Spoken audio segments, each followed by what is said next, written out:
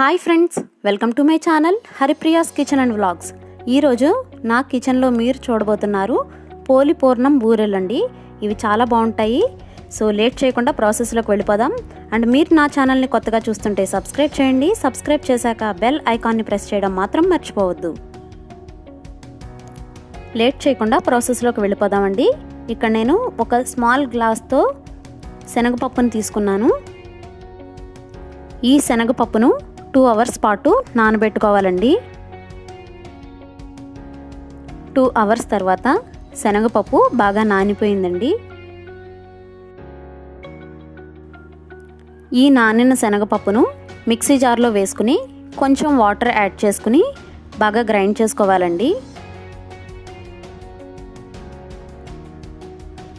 మరీ మెత్తగా కాకుండా కొంచెం కచ్చా పచ్చాగా గ్రైండ్ చేసుకుంటేనే చాలా బాగుంటుందండి. తర్వాత ఒక వెడల్పాటి బౌల్లో మనం మిక్సీ చేసుకున్న శనగపప్పు పేస్ట్ని వేసుకుని కొంచెం ప్రెస్ చేసుకోవాలండి. వీడియోలో చూపించిన విధంగా ఇలా ప్రెస్ చేసుకోవాలి. తర్వాత కుక్కర్లో పెట్టుకుని ఆవిరితో ఉడికించుకోవాలండి.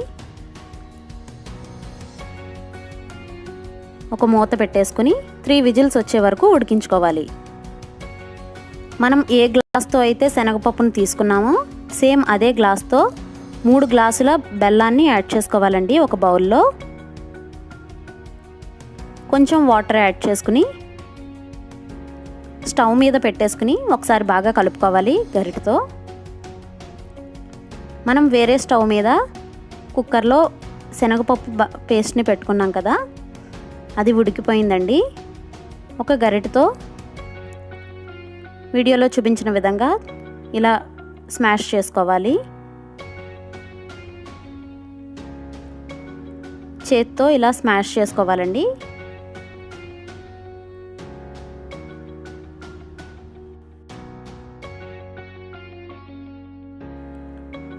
బెల్లం ముద్దపాకం రావాలండి. ఈ ముద్దపాకం ఎలా టెస్ట్ చేసుకోవాలంటే ఒక ప్లేట్లో వాటర్ వేసుకుని అందులో బెల్లం పాకం వేసుకున్న తర్వాత ముద్దలా అవ్వాలి. ఇక్కడ మనకి ముద్దపాకం అయిపోయిందండి.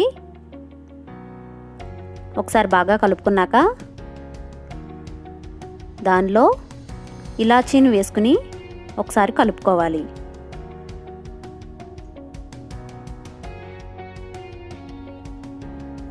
తర్వాత మనం ఆవిరిలో ఉడికించుకున్న శనగపప్పు పేస్ట్ని వేసుకుని ఒకసారి బాగా కలుపుకోవాలి.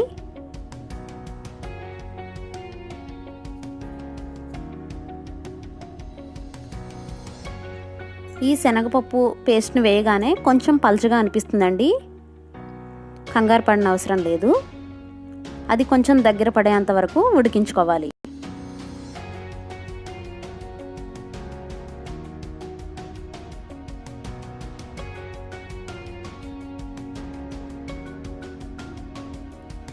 బాగా దగ్గర పడేంత వరకు ఉడికించుకోవాలండి.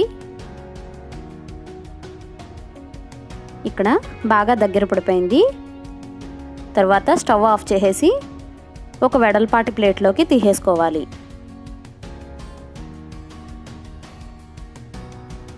ఇలా తీసేసుకున్న తర్వాత కాసేపు చల్లారనివ్వాలండి. చల్లారేలోపు తోపుని ప్రిపేర్ చేసుకోవాలండి. మనం ఏ గ్లాస్తో అయితే శనగపప్పు, బెల్లం ఇవన్నీ తీసుకున్నామో అదే గ్లాస్తో 2.5 గ్లాసుల వరిపిండిని తీసుకోవాలి.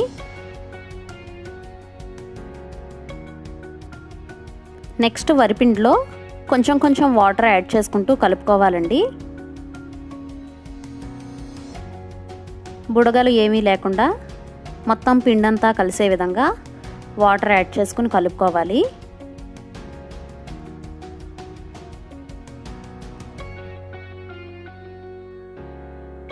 వీడియోలో చూపించిన విధంగా పల్చగా ఉండాలండి ఈ వరిపిండి.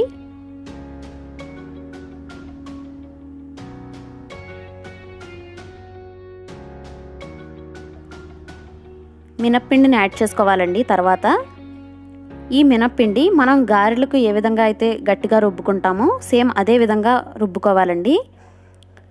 మనం చిన్న గ్లాస్తో తీసుకున్నాం కదా, అదే గ్లాస్తో మినప్పిండిని కూడా తీసుకోవాలి.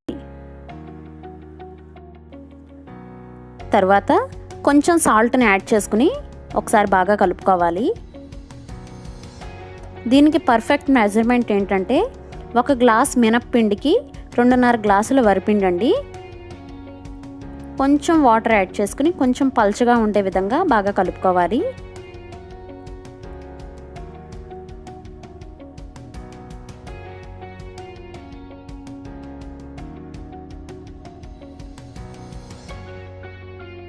తోపు పిండిని సిద్ధం చేసుకున్నాం కదండి.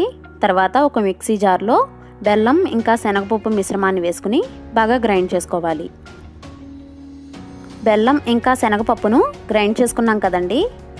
ఇలా ముద్దలా ఉంటుంది.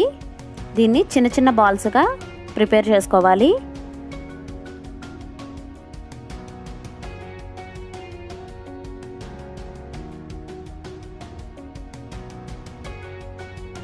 ఇలా మొత్తం అన్ని బాల్స్ను చుట్టుకుని ఉంచుకోవాలండి. ఈ పూర్ణాలను వరిపిండి తోపులో వేసుకుని వేడివేడి నూనెలో వేసుకోవాలండి. అదేవిధంగా అన్ని బూరెలను వేసుకోవాలి.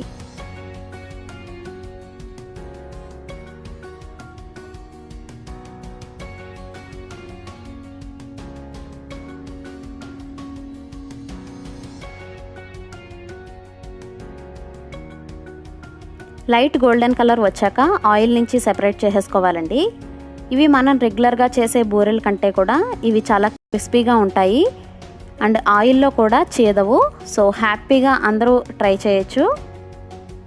మీకు నచ్చిందా? నచ్చితే ట్రై చేసి నాకు ఫీడ్బ్యాక్ పంపించండి. బై ద వే సబ్స్క్రైబ్ చేయడం మాత్రం అస్సలు మర్చిపోవద్దు. Thank you so much for watching. Take care. Bye bye.